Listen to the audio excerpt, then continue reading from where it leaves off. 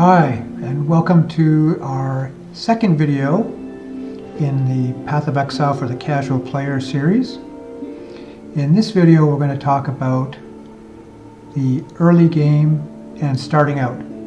So what are the things you should be doing as you're starting to build a character? So first off, I would suggest very strongly support the game. It's free. Buy a couple stash tabs. I recommend at least getting these ones. I think if you're going to play the game a lot, most of this game is about gathering and organizing and upgrading and exchanging. So having a unique tab, currency, essences, maps, cards makes it so much easier. As an example, my Berserker just came back from a trip. If I go to my stash tab, I bought a few of them. I bought some of the unique ones. So he found a unique helmet. So what I can do here is if I go to my helmets, I can see what I have, and I don't have to be anywhere. I can be anywhere in the unique tab, and then control left click and automatically sorts it, and I can see how many of the different items I have. So that if I'm building a new character, this is wonderful. I can then find out which unique piece I want to put in, how I want to adjust it, how to change it. Same with the cache, with the currency tab, just left click, control left click, and it sorts it and puts it all in order for me. Maps even better.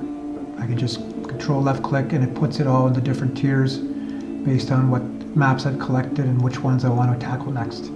So very good. And then of course you've got all your regular tabs that you can put names on for different gem types, support gems. I can organize some of this stuff better, but anyway, you get the idea. Definitely get some stash tabs for yourself.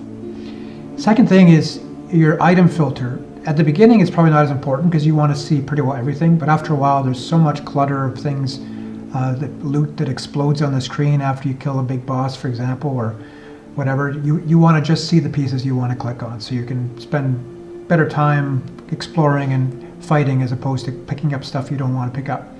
So this site, I think, is the best one that I found, Filter Blade XYZ. You can go there and they can update your online account because everything in Path of Exile is managed online, as you know, with your login. I prefer to use the option where you download a filter, item filter file, and then you put it in yourself. So you just point it from the user interface, you put a filter in. So you'll see that, I think, in the options for the UI. It's got a filter at the bottom here, so you just load in. You put it in a folder following the instructions on that site, and now you've got a filter put in place. So another very good thing to do. Third thing is with different orbs, there's some that you cannot buy or build up from other things. You have to find them or you have to get them through cards, which is difficult. You can buy them from other players. So chaos orbs, exalted orbs, do not spend them. I'd hate to admit how many I did, just try to upgrade different items, because you can upgrade items and change their attributes as you're going. So I probably spent at least 20 or 30 chaos orbs doing that before I knew better. But it's much better to save them and then use them in the trading sites to get things that you want, especially exalted. You would never use that yourself unless you're a much more advanced player. And gem cutter prisms, same thing. You can build them. I'll show you how to do that in a second, but don't spend them unless you're for sure going to use that gem later on. Or there's even a better way of doing it, which we'll talk about now. So again, don't use those things till the end game. With the quality, what you should do is you're going through an early game, you'll find occasionally a gem that's marked superior. So it has a percent quality to it. It could be 5%, 6%, 10%. When you collect enough of these gems and the total of all the gems exceeds 40%, sell them as a group if the quantity is total's over 40, and you get a gem cutter prism. Then what you can do with a gem cutter prism is once you get a gem that's at level 20, you then sell that level 20 with quality 0 to a vendor along with the gem cutter prism, and you get back a level 1 gem that's 20% quality. Takes it a while longer, but if you imagine if you've got, let's say, 20 gems you want to upgrade, you're going to need like what? 20 times 20? What is that? 800? Okay, 400. So a lot of gem cutter prisms to do that. So in my case, I only needed to get 20, and then I could go through and upgrade the ones I wanted.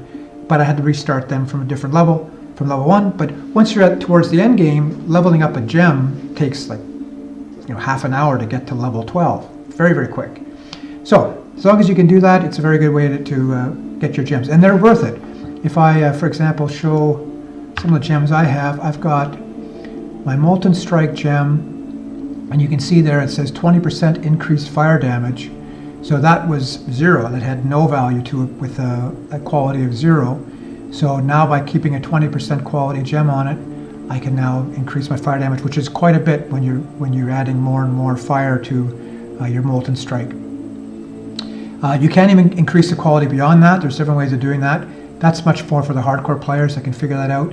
Sometimes you can do it through when you get lucky, if you find different ways of characters that will upgrade and corrupt gems for you for higher values. So that's another key thing to keep in mind. Next one is gem experience. So gems will always level up. They will not lose experience if you die. You will lose experience if you die. You lose 10% of your current level every time you die, which is very painful once you're into higher levels. It could take you half an hour to go up 10% on a level that you're trying to go, and then you die once and you lose that 10%. You lose the 10%. Anyway, so it's painful. But gems will always gather experience regardless if you die. So put as many as you can on your equipment. They all level up the same way regardless of how many you put in. And then the last point is try out many different characters. So try different styles, play, and definitely enjoy. I've tried pretty well every different type just to see what was going on, what was happening. I picked a few styles that I preferred. I'm less of a video game guy, more of a just wanting to explore and not have to worry about fighting and be living right on the edge. I much prefer a more casual approach. So that's the first introduction. Play, make sure you don't waste your orbs, keep everything superior, make sure you've got a gem strategy for leveling up, change your filter, and definitely support the Path of Exile folks by buying some stash tabs. Thanks very much. We'll see you in the next video.